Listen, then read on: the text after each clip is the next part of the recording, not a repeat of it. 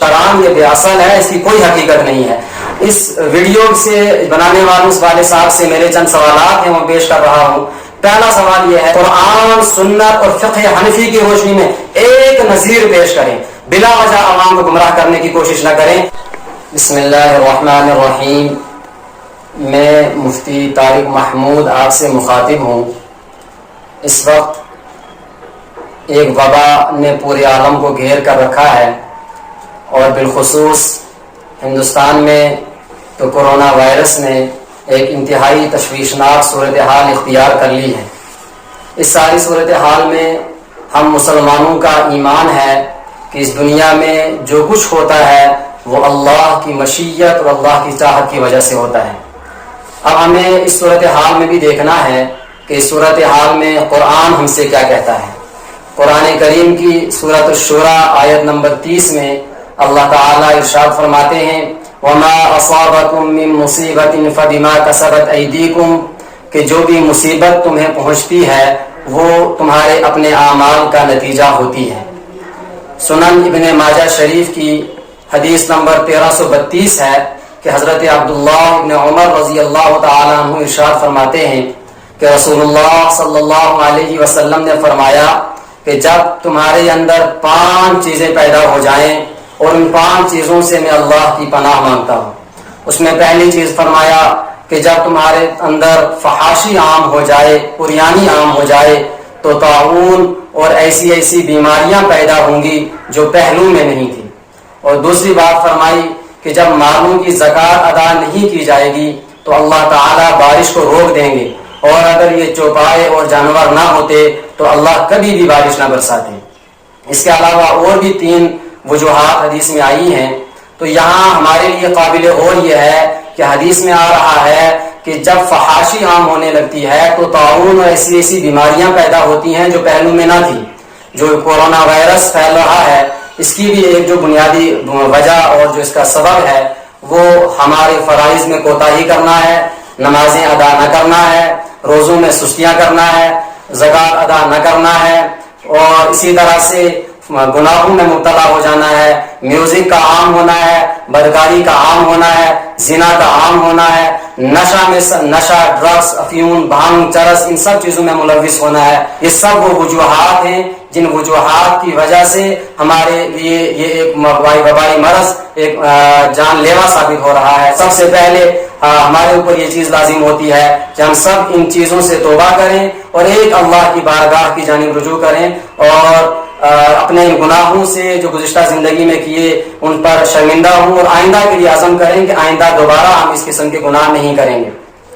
پھر دوسرا کام یہ فرمایا، حدیث میں آتا ہے کہ الصدقۃ ترد البلاء، کہ صدقہ مصیبت کو ٹال دیتا ہے، اور ایک حدیث میں آتا ہے الصدقۃ تطفئ غضب الرب، کہ صدقے کی وجہ سے رب کا غضب ٹھنڈا پڑ جاتا ہے۔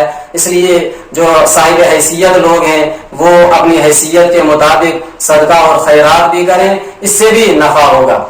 اور اس وقت جو میں آپ سے مخاطب ہوں وہ ایک خاص وجہ سے ہے، وہ یہ ہے کہ سوشل میڈیا پہ ایک ویڈیو وائرل ہوئی ہے جس نے عوام میں ایک تشویش کی صورت پیدا کر دی ہے کہ کوئی صاحب یہ کہہ رہے ہیں کہ ہر شخص، ہر فرد کی جانب سے، بچے، بزرگ، جوان کی جانب سے، اور اسی طرح سے جانوروں کی جانب سے بھی، مرغے مرغیوں کی جانب سے، گائے بھینسوں کی جانب سے 11 روپے کے حساب سے صدقہ ڈالیں، اور یہ صدقہ لازم اور ضروری ہے، اور پھر اس کو دریا یا کسی آبی جگہ کے پاس پکائیں اور کھلائیں، اور جو بچ جائے تو وہیں دریا وغیرہ میں بہا دیں، اس کو گھر لے جانے کی اجازت نہیں ہے۔ اس بارے میں عوام پوچھ رہی ہے کہ اس کے کیا شرعی حیثیت ہے، تو اس کا جواب یہ ہے کہ شرعاً یہ بے اصل ہے، اس کی کوئی حقیقت نہیں ہے، اس کا کوئی بنیادی کوئی نظیر شریعت میں موجود نہیں ہے، لہٰذا اس پہ کام دھرنے کی ضرورت نہیں ہے۔ وادی کشمیر کی ایک مشہور علمی شخصیت حضرت مفتی سید محمد اسحاق ناسکی صاحب نے بھی فرمایا کہ یہ بے اصل اعلان ہے، اس کی جانب توجہ نہ دی جائے۔ اس ویڈیو سے بنانے والوں والے صاحب سے میرے چند سوالات ہیں وہ پیش کر رہا ہوں۔ پہلا سوال یہ ہے، جو صدقہ آپ بتا رہے ہیں 11 کے حساب سے، یہ صدقہ واجبہ ہے یا نافلہ ہے؟ اور جیسا کہ آپ بتا رہے ہیں کہ لازم اور ضروری ہے، تو اس سے یوں لگتا ہے کہ یہ واجبہ ہے، جبکہ صدقہ واجبہ زکوٰۃ، عشر اور فطرانہ نظر وغیرہ ہوتی ہے۔ تو آپ بتائیں کہ آپ نے جو صدقہ بتایا یہ کس کس کیٹیگری کا ہے، کس قسم کا ہے؟ دوسرا سوال میرا یہ ہے کہ کہ شریعت نے کہیں بھی یہ نہیں کہا کہ جانوروں کی جانب سے گائے بھینسوں کی جانب سے جو ہے صدقہ نکالیں. شریعت نے جانوروں کی ایک مقدار پہ 5 اونٹ ہوں تو اس صورت میں, اور گائے بھینس جب 30 ہوں تو اس صورت میں, اور جب بھیڑ بکریاں 40 ہوں تو اس صورت میں زکات لازم کی ہے. اس سے کم پر تو زکات بھی شریعت نے لازم نہیں کی ہے. تو آپ نے جو ہر ایک کی جانب سے 11 روپے کا صدقہ لازم و ضروری قرار دیا, یہ آپ نے کہاں سے اخذ کیا؟ یہ شریعت کی کون سی ایسی حدیث ہے, قرآن میں کہاں حکم ہے یا سنت میں کہاں اس کا ثبوت ہے, وہ آپ بتا دیں. اور تیسرا سوال آپ سے یہ ہے کہ آپ نے کہا کہ مرغے اور مرغیوں کی جانب سے بھی نکالا جائے. تو آپ سے سوال یہ ہے کہ مرغے اور مرغیوں کی جانب سے اس طرح کے صدقہ نکالنے کی شریعت میں کوئی نظیر کو بتائیں, قرآن سنت فقہ حنفی کی روشنی میں جواب دیں. اور چوتھا سوال آپ سے یہ ہے کہ آپ نے کہا کہ ہر فرد پر لازم اور ضروری ہے, آپ نے امیر غریب کی کوئی تفریق نہیں کی. آپ سے سوال ہے کہ آپ بتائیں کہ شریعت نے, پوری شریعت میں کہاں پہ کوئی ایک ایسا صدقہ بتائیں کہ جو شریعت نے امیر پر بھی لازم کیا ہو اور غریب پر بھی لازم کیا ہو. فطر, صدقہ فطر ہے, جو زکات ہے, یہ بھی صاحب حیثیت صاحب نصاب لوگوں کے فرض کیا ہے. آپ نے جو ہے ہر امیر غریب پہ لازم کیا, اس کی کوئی شرعی نظیر بتائیں. پانچواں سوال آپ سے یہ ہے کہ اگر آپ یہ کہیں کہ یہ صدقہ واجبہ نہیں ہے بلکہ یہ صدقہ نافلہ ہے, تو آپ فرمائیں کہ صدقہ نافلہ کا مطلب یہ ہوتا ہے کہ شریعت میں صرف اس کی ترغیب ہے, لازم و ضروری تو شریعت نے نہیں کہا. آپ لازم و ضروری کیسے کہہ رہے ہیں جبکہ شریعت نے اس کو مطلق رکھا ہے؟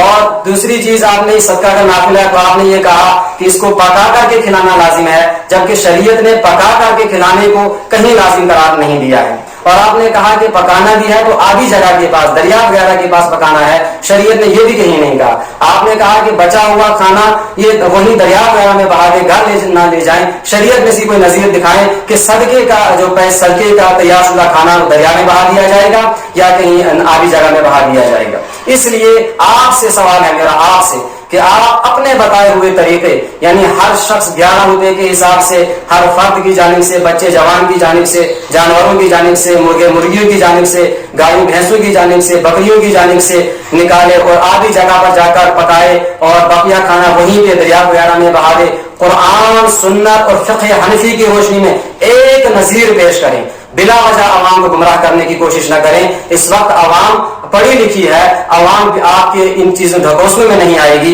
لہذا عوام الناس سے بھی گزارش ہے کہ عوام الناس تشویش میں مبتلا نہ ہوں. یہ بالکل شرعاً لازم اور ضروری نہیں ہے, بے اثر اعلان ہے. اس قسم کی چیزوں پر بالکل توجہ نہ دی جائے. اللہ ساری امت کو ہدایت دے, مسلک حق, مسلک اہل سنت والجماعت پر ثابت قدم رہنے اور اس پر چلنے کی توفیق عطا فرمائے. آمین. وما علینا الا البلاغ المبین.